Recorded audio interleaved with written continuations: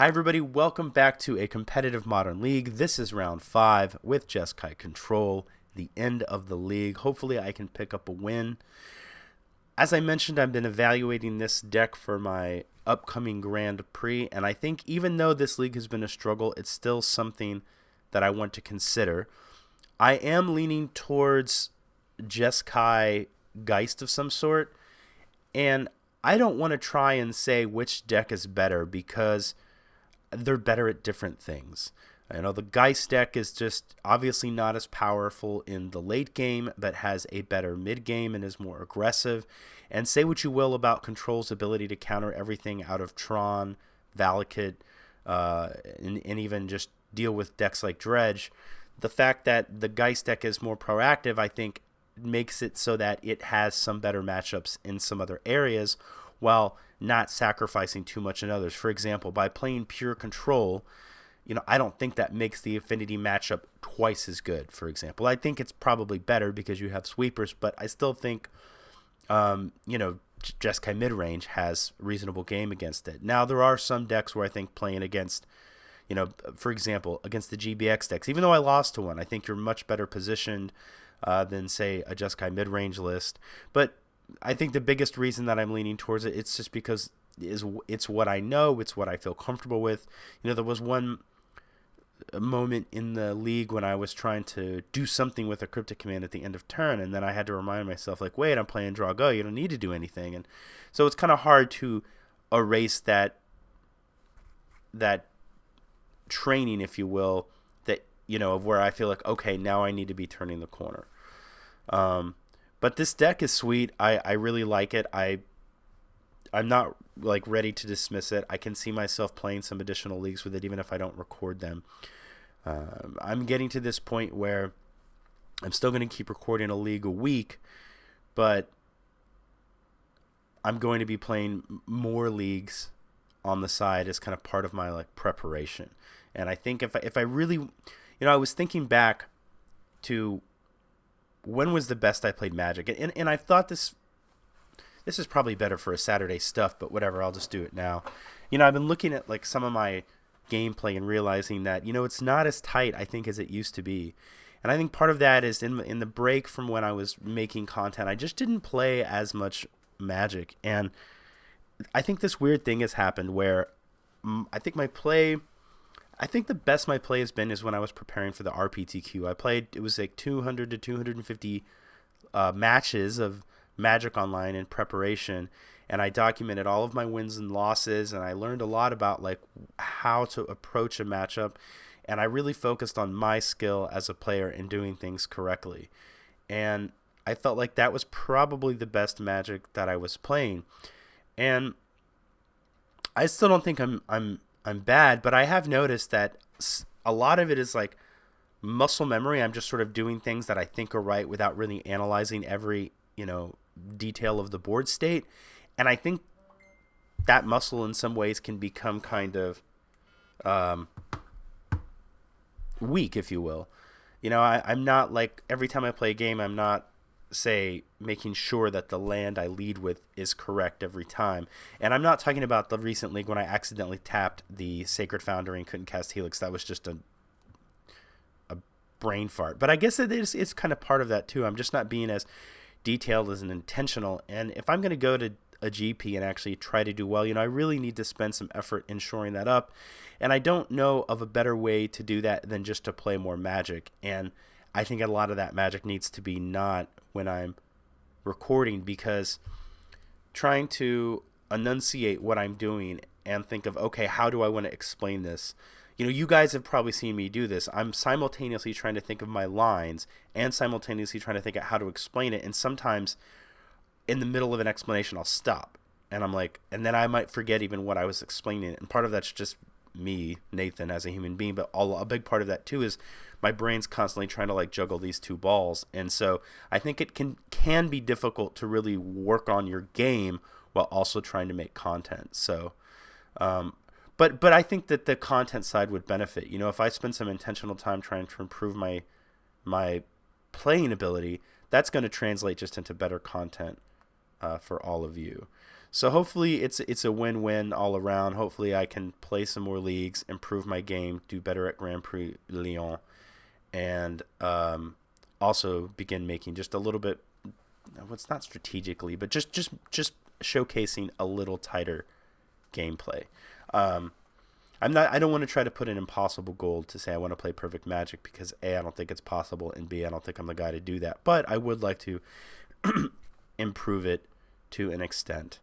Or before I get started, I have one really huge announcement that I want to share with you guys, and that is I am going to be moving away from Switzerland.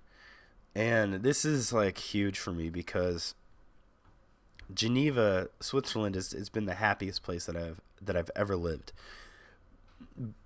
My long-term viewers will know that before I lived here, I lived in Hawaii. And then some of you might even know that before I lived there, I lived in Texas. I lived in Houston. And the thing that I always hated about Houston was it had like a great bar scene. It had like always like, you know, this new cocktail bar and new craft beer and awesome food. But it was, you know, I'm kind of a guy that likes to get out in nature.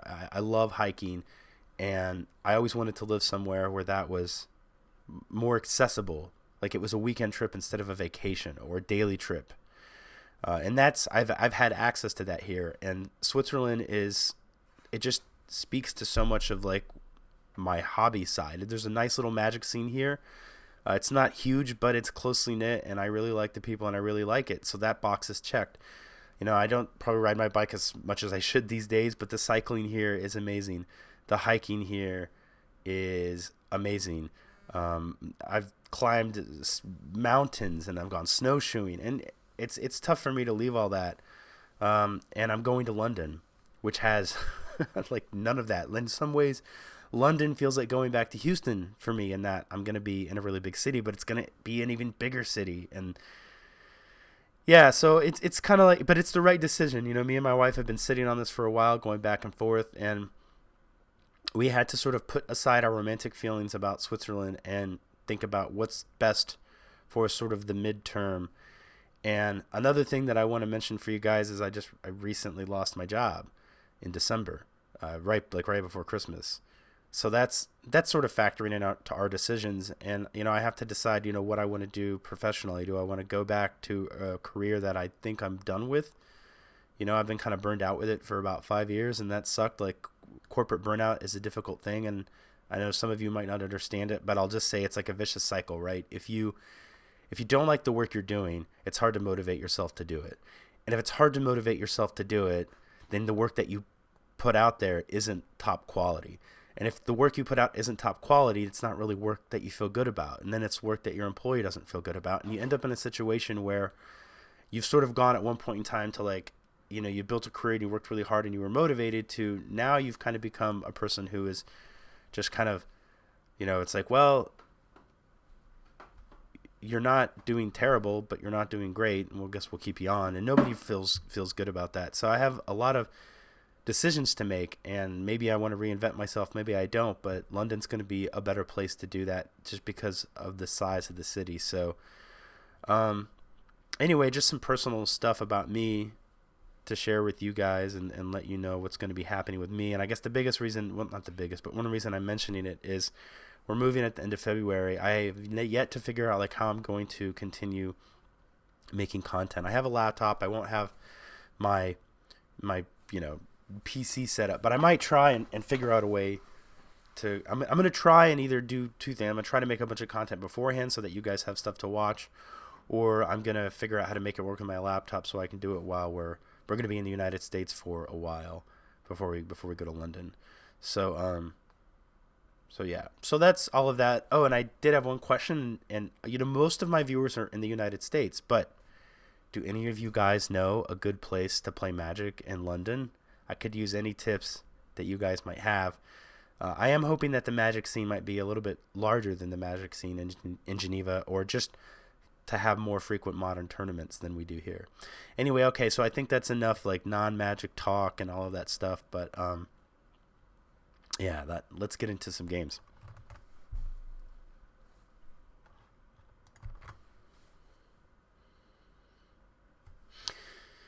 All right. This is a slow hand, but I would like more interaction, but I think it's a keep. I don't want to just mulligan and like draw all lands again. I mean, the thing is, it's like if we see that we're facing something more aggressive, we could lead on island if we needed to. We have some selection. We have an Azcanta. We have a counterspell. It's just kind of odd that like the hand would be better if this Colonnade was a fetch land. If we could go Hollowed Fountain into island and have a Logic Knot up, it would be a bit better. But we're gonna keep it. The Rev is sort of like a do nothing at this point, but hopefully we're not playing against anything real aggressive. Island into Serum Visions. It could be like a Takings turn deck. It could also be a Through the Breach deck. I think Through the Breach deck is probably the most likely. Let's just lead on the Colonnade.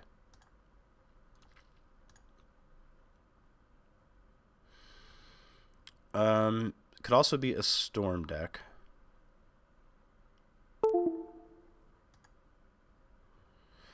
So we have a few different options here: Serum Visions, search for Azcanta. But I think what we want, I think going for the search is the wrong play, even though we have the mana to do it. One, it could just be walking into a remand, which kind of time walks us. But then we haven't like developed our hand the way we need to, because what we need to do is find lands, and we mainly just need to find lands, but we also need to try and find interaction for what we think we're playing against. And at this point, I believe it to be a Blue Moon deck. The other option we have would be if we had a way to use the Logic Knot, we could pass trying to protect ourselves from a Blood Moon and hope that we draw a land. But since we don't have a counterspell anyway, and we're going to lose against the blue deck if we don't draw lands, I think we need to start cantripping to find what we need to find. Okay, so there's 2 lands on top. I'm going to top both of them. And if we're playing against a Blue Moon deck, drawing that other island is great. At this point, I'm going to also top all of these. The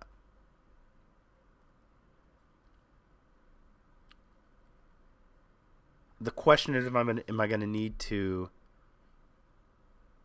get Cryptic Command online right away? I think I'd like to have the option to do so, but I really don't want to fetch away the Colonnade. So what I'm going to do is I'm going to stack them like this, and just hope that I don't have to crack that Tarn. But I'd like to draw all those lands, because that's what this hand really needs is lands. Yeah, so we're definitely playing against Blue Moon. This could be a... Yeah, okay, so there's a Blood Moon, so that's going to make things problematic for us. So I think we're just going to play this search. The search might actually, if the game goes long enough, might be able to get us out of this. So we know there's a Colonnade on top of our deck.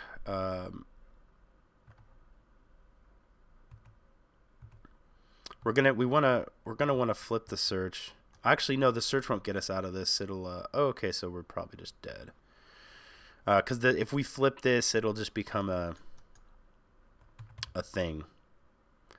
So we are going to put the Colonnade at the bottom, because we need to find a plains, and we need to find a path.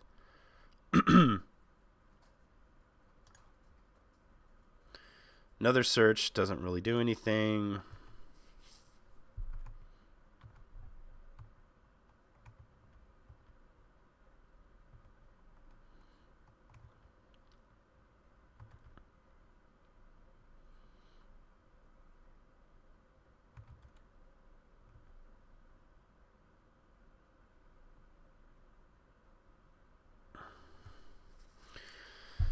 Well, I think we have to counter that, because we're never going to beat 2 of these things. I'm not going to pretend that I'm not going to delve and try to hold up another counter, because that we're using the only 2 blue sources we have. Put Flooded Strand into your graveyard. Yes.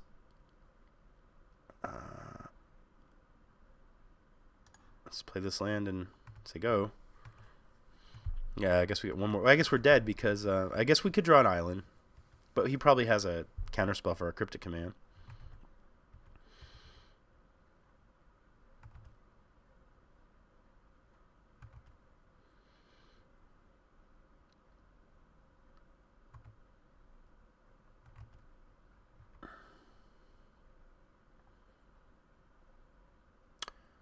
Looking at the top card.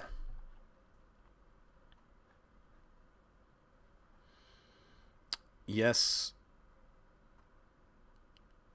Okay, that's game. If we had found an island, I was going to attempt to like bounce the Platinum Imperium, being pretty sure that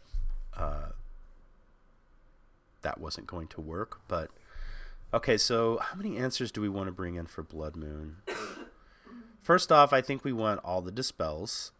Well, let's I keep saying this. Let's see what we don't want first. I don't think these Supreme Verdicts are very good. I also don't think that the Helixes are good in this matchup. And the Bolts probably aren't at their best.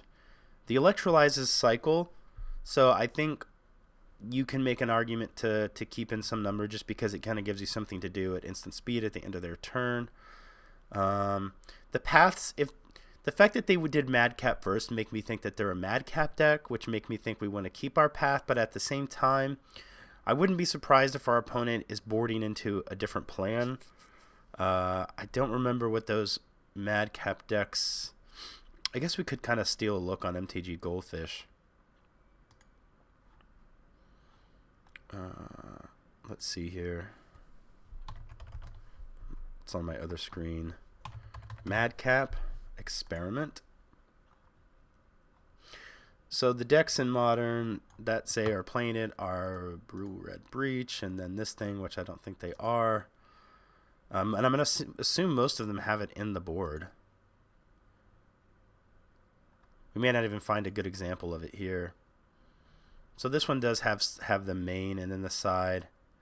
Okay, so I'm going to assume then that they're boarding into a Young Pyromancer deck. The reason is their Platinum Imperium is going to be bad against our path. So either way, we'll take the Dispels and the Negates. I'm going to leave in the Electrolyzes. I'm going to leave in these Bolts. As far as the... I guess that if we think they're going to go into a Young Pyromancer plan that makes the Purge a little bit better, could consider this and could even consider this. But that's going to be too many things, I think. Let's see. Things we don't want. I think the Tension Sphere is reasonable either way. So let's take... If we're sure, let's leave in a Verdict. Actually, you know what? Let's leave in the Verdicts and take out... Oh, but they're gonna stay on Blood Moon. Oh my gosh, I'm not gonna be boarded in time. Okay, 63 cards. We're gonna quickly trim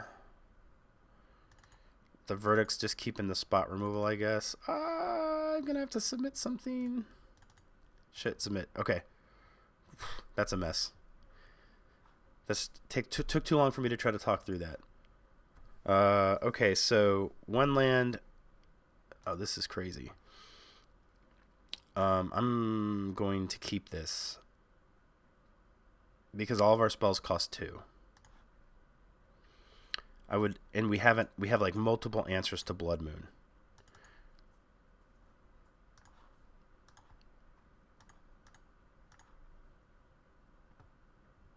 Oh boy. Feeling very punished. This league, this felt like a rough league. Ah, thank you, deck.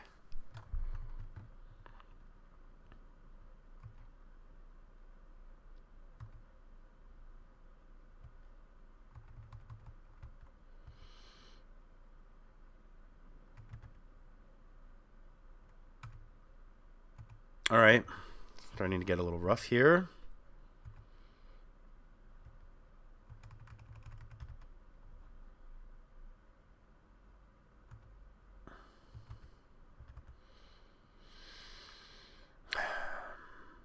To path a snap.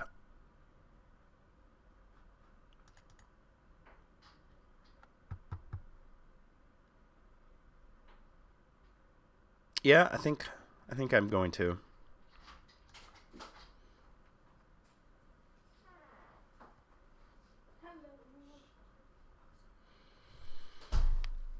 Flash and Snapcaster Mage.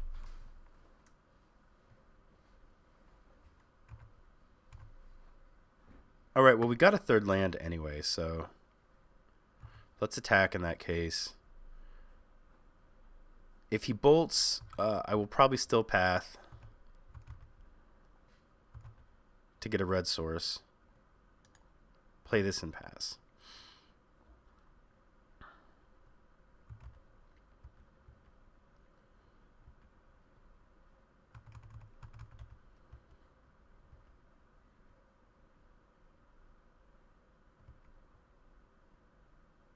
Young Pyromancer.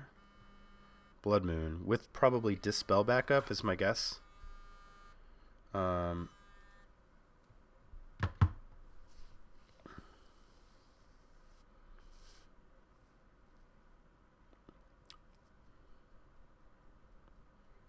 so what I think we do in this case is probably want to negate because the Logic Knot might have utility elsewhere. So I think we negate the Blood Moon, and then if he counters it, we path the Snapcaster Mage, get a white source, and we can untap and purge the Blood Moon.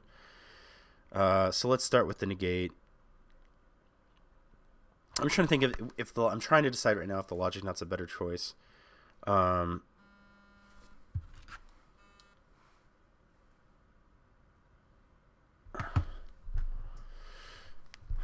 I guess the negate has value later in the game a little bit more because it's a hard counter kind of no matter what, whereas we can get guaranteed to get our we are guaranteed to be able to Logic Knot this, whereas later in the game, like depending on how our graveyard looks, it might be a little bit harder, plus the mana requirements are more strict.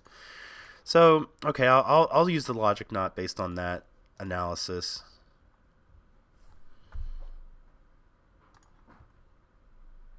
Plus, this sort of plays around a Spell Snare. So he does have the Dispel, so let's path this like we talked about. Let's get the planes. We still need a red source, but at least we're not locked out of the game. Question is...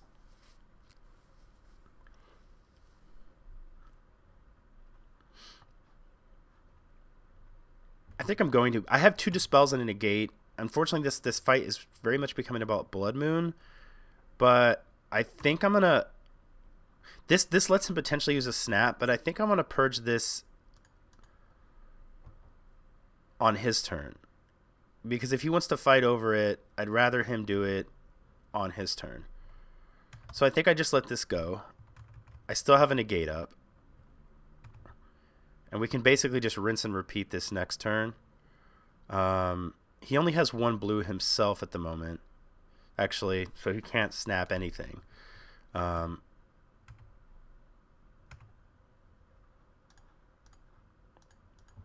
Maybe I'm playing a bit with fire here, but...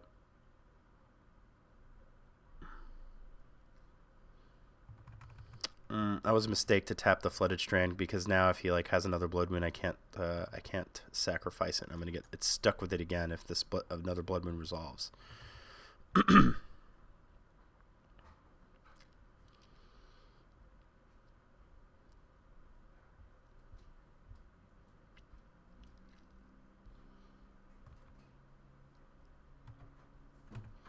Thankfully that didn't happen.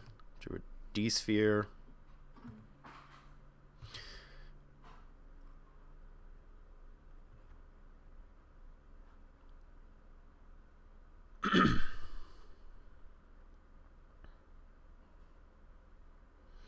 Well, now I kind of have to get a red source.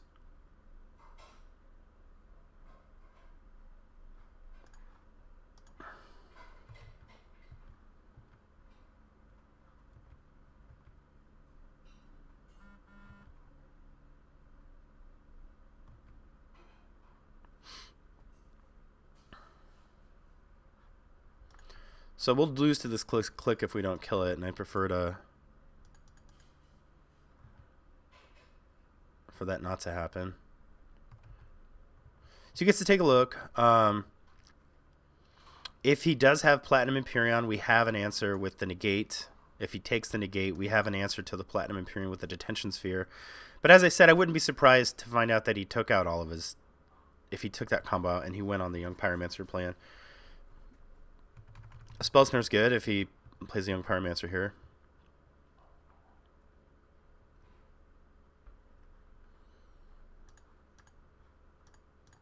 Seems like a fine target for a Spell Snare.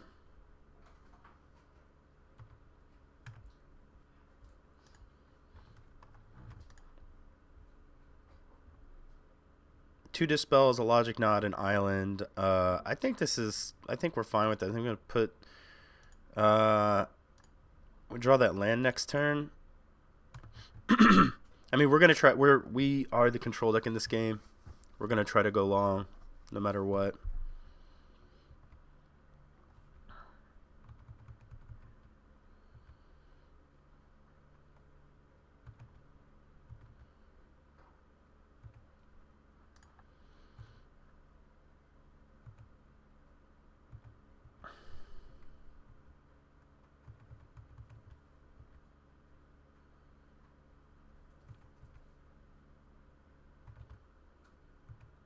So I feel pretty well insulated for anything that actually matters. We have lots of counter magic. We have backup for the counter magic. We have a way to handle permanents. I think what we want to do is just play draw go for a while if we can. Get more spells, more lands. Maybe find a search for Azcanta at some point. Maybe we can find a way to tap him out and like snap I guess that Sphinx's Revelation's at the bottom of our library, which I'd actually rather have it in our library than not in our library at all.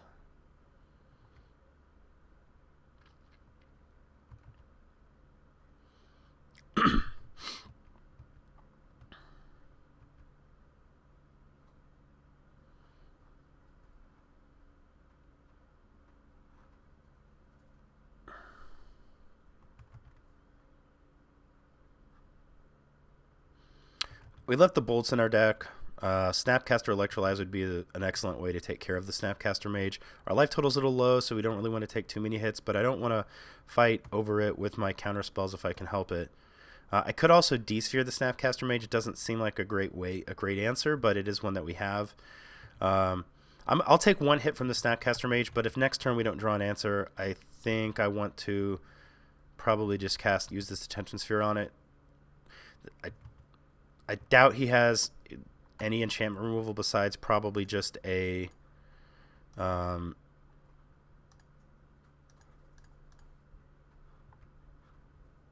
besides something like a Cryptic Command.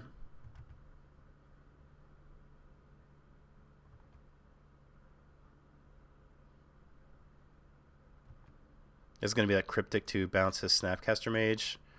I think this is a fine use of the Dispel. Like, Dispelling a Cryptic's really great. So we're really getting in a big fight over this, huh? Dispel my Dispel. That leaves him with 4 cards in hand. And if we Dispel...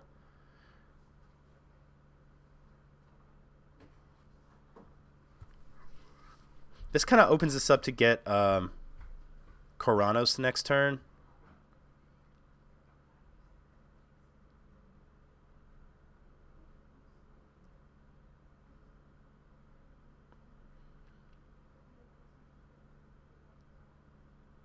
I think I have to let this resolve, unfortunately. Now we have Cryptics in our deck, so we do get at some point potentially to bounce this Detention Sphere back to our hand. But if we just... He has 6 cards in hand, we only have 3. That was a nice exchange for him. But if we just continue fighting over that Snapcaster Mage, this is looking not good for us.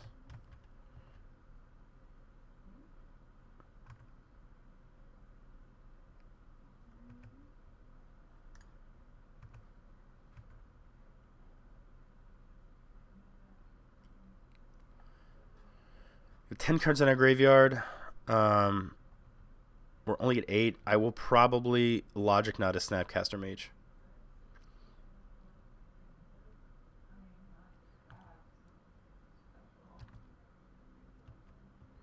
It might have been right to do so in the very beginning.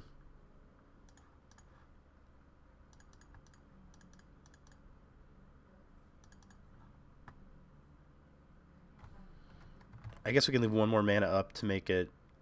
He might actually know most of what we have.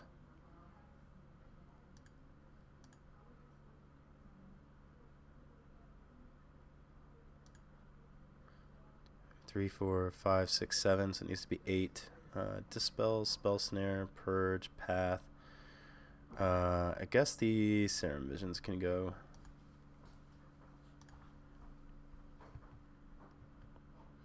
He just has more cards than us, though, so this is sort of the Remand his own Snapcaster Mage. That's brutal.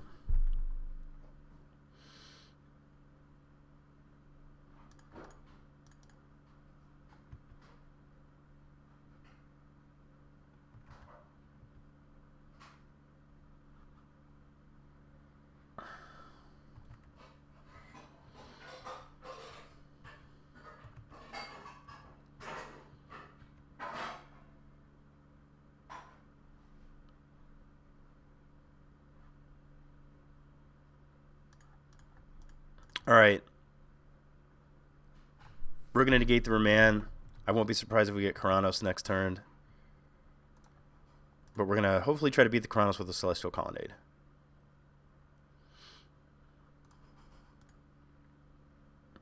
So the reason I kind of went on the fighting there was like, alright, so I feel like I'm not going to beat... There's a lot of things I'm not going to be able to beat. That's not the worst, but I still think... 3... I basically felt like, okay, we just need to like try to run him out of some cards and then start getting aggressive with this Colonnade.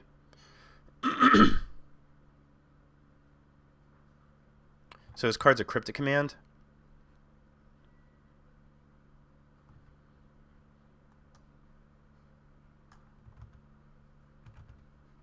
So he is on the Pyromancer plan. So Snapcaster Mage is a good draw. Would be a great draw for us. Hopefully he doesn't have too much removal in his hand. Alright, he's making a lot of tokens. This is going to be problematic. I think we need to hold the Vendilion Clique and hope he attacks with the Young Pyromancer and kill it that way, and then find a way to clean up these elemental tokens.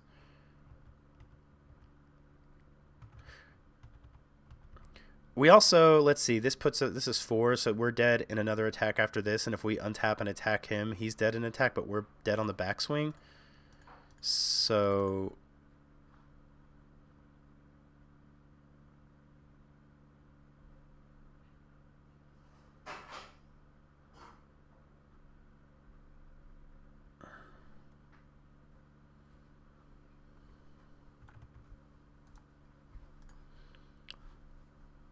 Can't. I know I left a Supreme Verdict in the deck.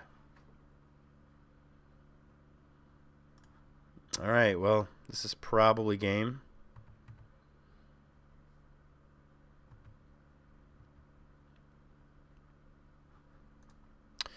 Ah, man. Okay, well, 1-4 the league.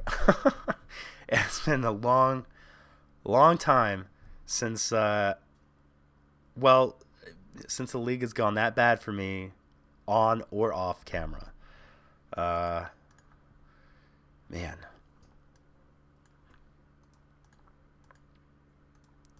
I feel like I don't know. Oh, man. Okay. So one thing I want to mention, I forget who it was, but somebody commented. I said in one of my videos, I was like, hey, sometimes you just get on the bad side of variance, which is very true. And then somebody else said, well, how can you say that? He didn't say that exactly. I did want to address the comment though. He said, how can you say that when somebody like when Nikolic goes 14-1? And my reply to that is just, A, I'm not that guy. He's a better Magic player than me. That is part of it. But 2, and it's not really about me, it's just, how can you say that variance affects your game in Magic when you have some players do very well? And especially you had like 2 players doing Jeskai Control. I think both those players are really great, and I think they both had really good tournaments. you can't win a tournament that long in Magic without getting lucky. You know, for example, let's pretend that Kevin Jones or either of those players just happened to get paired against Tron like 3 times in a row. They probably wouldn't have been there. If you're going to win a big Magic tournament, not only do you need to play really well, you need to like have your deck not fail on you a bunch. You need to avoid bad matchups. And if the ones that you like, if you do get paired against a bad matchup, you need to either get lucky or have them get unlucky. On top of being a good Magic player, you know, if all you needed to win Magic tournaments was to be a good Magic player, you would see the exact same people win every time. Now, and you don't. What you see is the best players consistently do well.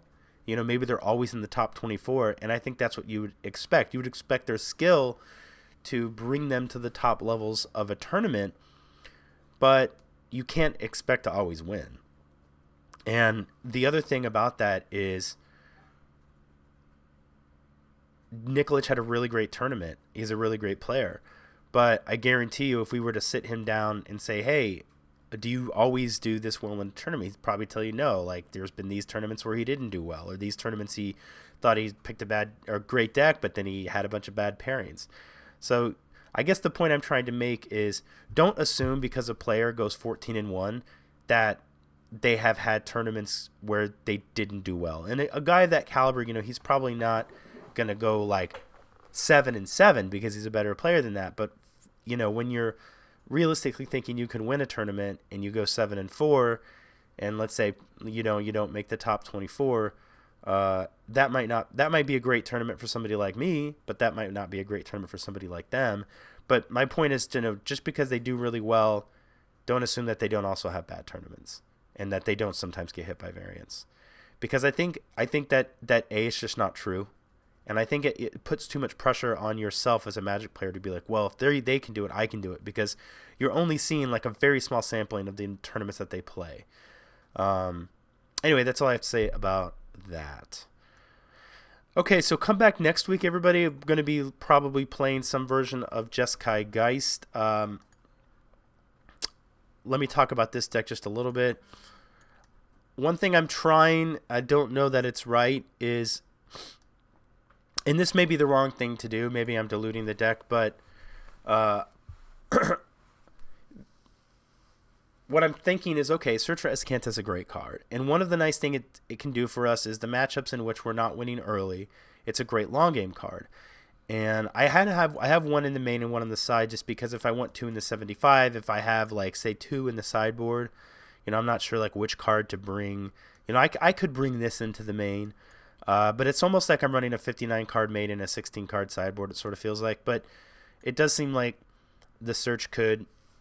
I can put one in the main and it might be okay. Now, I played a while back a Jeskai mid-range deck with Search, and I said I really didn't like it, and I thought you needed to build around Search, and I still think that's true. But this deck isn't trying to be a Search deck. What I'm really trying to decide is Search for Azcanta good enough that we can just sort of play it incidentally in our deck? Like, can we have like 1 or 2 in the deck and it's good enough on its own to make an impact there, or to be good enough? And I don't know the answer to that question. You know, I really don't know what I want to do with Jeskai mid-range right now. I know what I want is, I don't even know that I want to play 4 Spell Quellers. I even toyed around with the idea for a while of, depending on how interactive the format looks, like maybe taking a couple out. There's also, if the format looks really interactive, there's obviously the Rattle Chains version. And my knock against this deck, at least the version I played, was I think it was only running 2 Cryptic Commands and 3 Rattle Chains. And I felt like, well, I'm taking out this interaction in the league I played with it. I may have played it some other games as well, but I don't know that the Rattle Chains Geist or Rattle Chains Queller plan thing ever happened. And it makes me feel like, you know, if you were playing Queller in a format with something like Jund, where you did have a lot of removal, but you still wanted to play Queller for your other matchups, like Rattle Chains seems somewhat reasonable, because whenever they try to kill it, you can protect it with Rattle Chains, and it does like give a nice flash element to Geist. But it didn't come up for me very often. And if, you know, it's like a combo in which you have, say, like 3 Rattle Chains and 3 Geist, and 3 Rattle Chains and 4 Quellers. And if the combo's not going to come up that often, I'm sort of trading I'm taking this deck doesn't have a lot of powerful cards in it to begin with, so I'm trading the few powerful cards and Cryptic Command that the card does do for some sometimes synergy in a 2/1 flash flyer. And I don't know that a 2/1 flash like if the synergy very rarely comes up or just uncommonly, I don't know that it's worth taking out a Cryptic Command for a 2/1 flash flyer. So I'm not sure about that. I even actually, Curd Bros, you'll be pleased to hear, I've actually sort of considered a Delver deck as well. Just one thing I did like about when I played Delver was it's doing some similar things to Jeskai midrange, but it has just a lot. It just presents a clock much earlier, which is not something to discount. But assuming I play Geist, I don't know what I want to do with the deck. And I have about a month to figure out. And like I said earlier in the video, I think the way to do that is to start documenting my matchups. And I just need to sit and do some like very intentional theory crafting and looking, at the meta from a macro archetype standpoint. And what I mean is, I don't want to think about when I'm building the deck, okay, how am I going to beat Tron? I need to think about things like, okay, this is for, like, for example, that's kind of how things are now. It's like, okay, these are for big mana. This is for combo. These also are for, this has some crossover in that it addresses some of the aggressive archetypes as well as some of the big mana decks. This is for aggressive archetypes. This is for mid-range. And so that's how I'm going to approach how I construct the deck. But I just don't know what that's going to be at this point. But come back next week and hopefully I'll have some interesting things to try. Thank you very much for watching, and thank you for sticking with me through this difficult league. I hope that you guys at least enjoyed it, and if nothing else, learned some things for yourself, even if it was not what not to do. I don't have this channel to only be what to do, but I'm fine if it serves as an example of what not to do sometimes, as long as we're all sort of collectively improving. I hope you guys have a great weekend. Thank you very much, and I will see you guys soon. Bye for now.